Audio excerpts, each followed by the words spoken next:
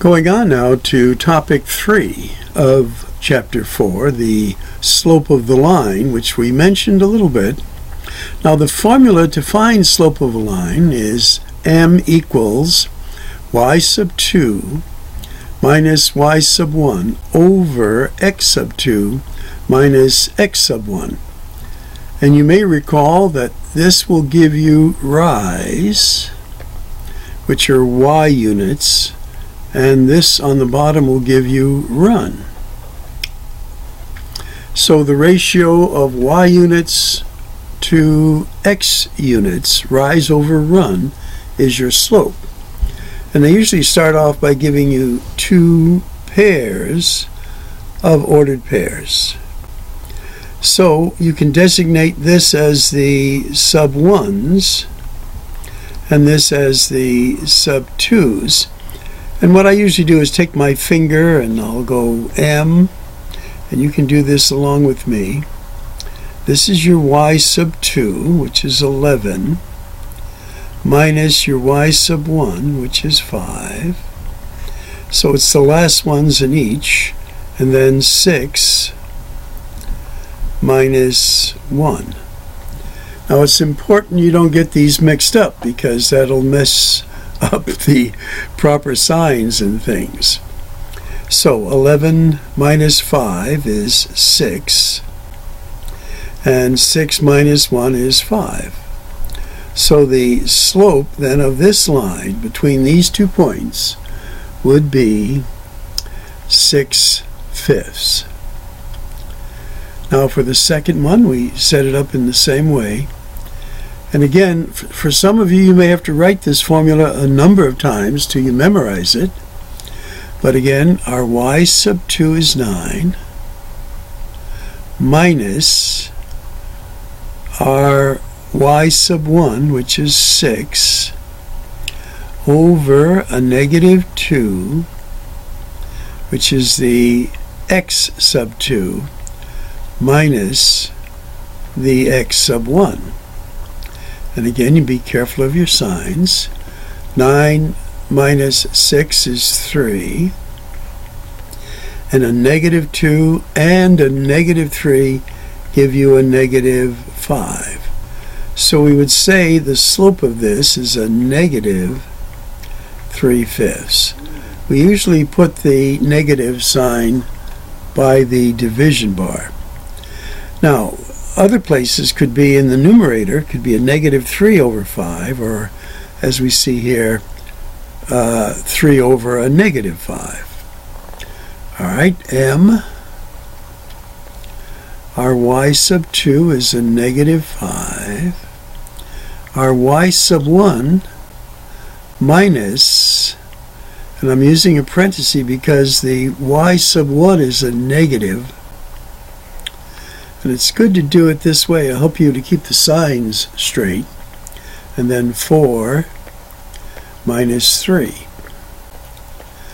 Now, whenever we see this arrangement, the opposite of a negative, this will become a positive here.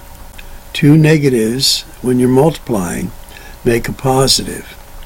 So we have a negative 5 and a positive 1. That'll be a negative 4. And this is 4 minus 3 is 1.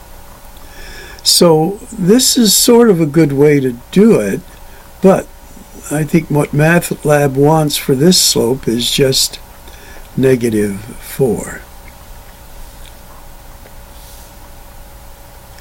Now in this next part, they want us to find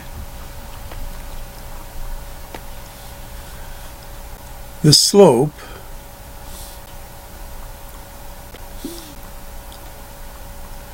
which is m, remember, and the y-intercept, which is b, of each of these equations here. So you might say, well, how can we do that? Well, if we look at equation 2, which we're calling the slope-intercept form, when it's solved for y, it's very easy to pick out the slope. That will be the coefficient of x That is the number that's with x. And whatever is in the b position will be the y-intercept. We use this in one of our other lessons. So here this is in slope-intercept form. So what would the slope be? Well, there's a 1 in front. So for this one, the slope would be 1.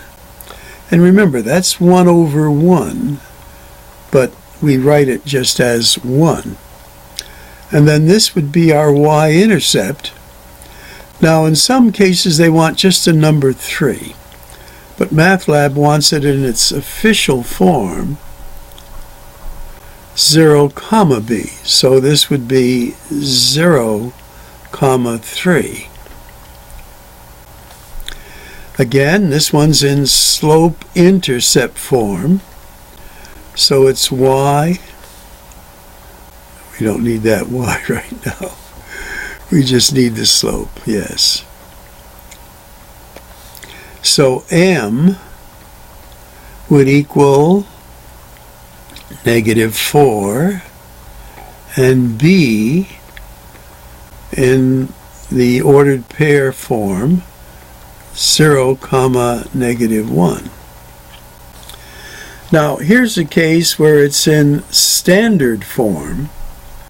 So to easily find the slope, we have to solve for the letter y. So there's my y. I'm going to take my x term to the other side, where it becomes a positive 3x plus 9. So now that I've solved for a positive y, it's in the proper form to pick out the slope, which is 3, the coefficient of x, and then our b would be 0, 9. Now here's the case where that special form is x equals a, if you recall, is a vertical line, and the slope of a vertical line, we said, was undefined. I had to know that. Now here's the case where, and there is no y-intercept here. Here's the case where there is no b value, sort of in slope-intercept. Well, it is, except our b is 0. So our slope here will be a -1/3, and our y-intercept is the origin, where the line goes through the origin.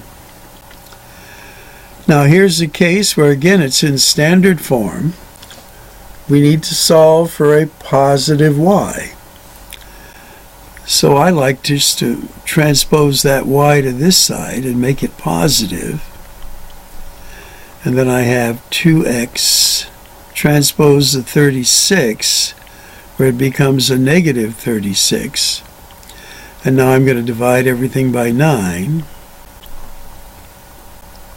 And then rewrite it this way. Y equals 2/9 x minus 4 as I do this division. So now my slope is 2/9, and my y-intercept is 0, -4.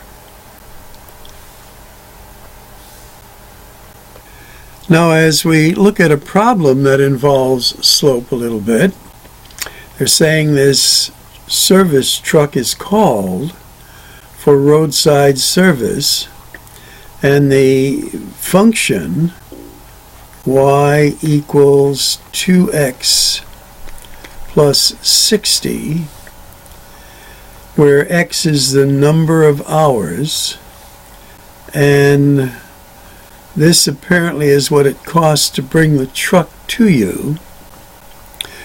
In this form, what is the slope? Well, again, it's the numerical coefficient of x. So the slope would be 2, and the y-intercept would be 0, 60.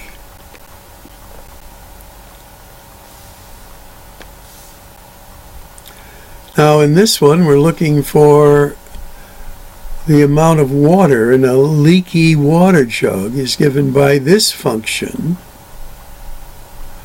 where y is the ounces and x is the minutes. Find and interpret the slope and the y-intercept. Well, again, we want to just put it in its proper form. Y equals a negative 10x plus 117. So our slope, and that is the amount of water in ounces that will be lost each minute, is a negative 10, and our y-intercept would be 0,17. And you might say, well, what does this refer to? Well, if you were going to make a graph of this, our y-intercept would be up here, and since our slope is negative, it's going to be decreasing. So this is the amount that you start off with, and then each minute you're going to lose 10 ounces.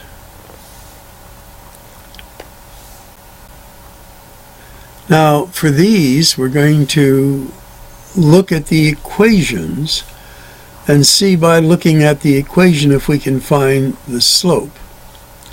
Well, again, this is x equals a vertical line, and the slope of a vertical line is undefined.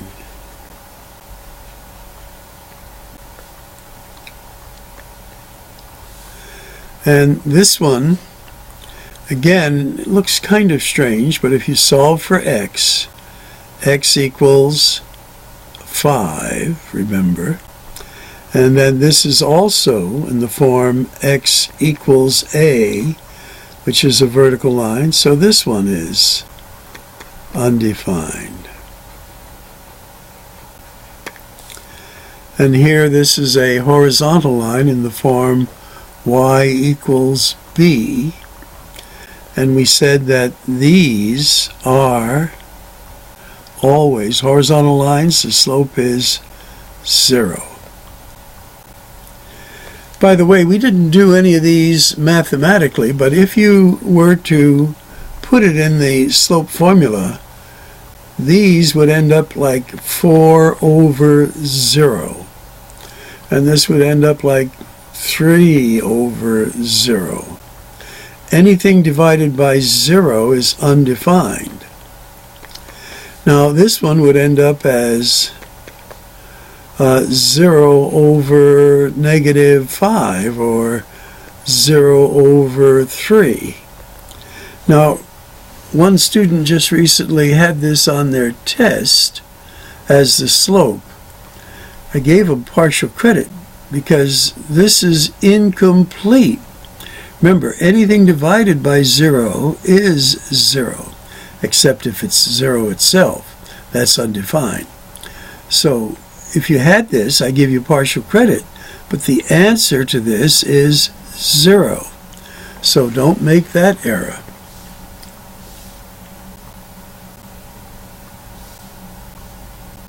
Now, for example 5, we're asked to determine whether these lines are parallel, perpendicular, or neither. And our rule on our little formula sheet states that if the slopes are the same, that is, they're equal to each other, but the y-intercepts are different, then the lines are parallel. In 8, we said that if we multiply the slopes, and the product of this is a negative 1, such as 1/3 times a negative 3 over 1, everything cancels out and we're left with a negative 1 here. the lines are perpendicular. And then any other kind of answers where the slopes are not the same, and whether the y-intercepts are not are equal or what, the line, it's neither. So these are the two specifics we look for to say if it's parallel, it would be this, perpendicular would be this, and then all others are neither. So as we look at this one, they're in slope-intercept form. What do we say here? Well, our slopes are the same. Our y-intercepts are different. So these lines are parallel. Now here's where it gets a little tricky. And we'll get back to this one because that one's a little more challenging. This one here, it's in slope-intercept form. Here the slope is 3. Here the slope is -3. Here the y-intercepts, though, are the same. So, are these lines parallel? No, the slopes are different. Are they perpendicular? Now, remember the rule is you multiply 3 times -3. You multiply the slopes together. This is a -9. So they're not the same. They're not perpendicular. So this one is neither. Now this one, in order to find which of these they are, you have to solve for the letter y. So I'll do the top one. 4y equals, I'm going to transpose that -2. On this side it becomes a +2 plus 1. Divide everything by 4. And I get y equals 1/2 x plus 1/4. All right. I know the slope. I know my y-intercept. Now I have to do this one. It's going to be, I'll put it over here, 3y equals, I'm going to transpose the 6x to the other side, where it becomes a -6x, and the +3 just stays there.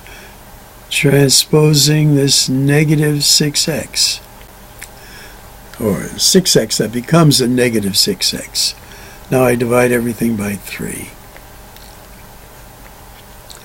And I get y equals a -2/1 x plus 1. Well, we know the slopes are not the same. So suppose I multiply them now. A -2/1 times 1/2. Here these twos cancel out. And we get a -1 times 1, which is a -1. So when we multiplied our slopes together, this and this, we got a -1. So there's the proof that these lines are perpendicular. Okay.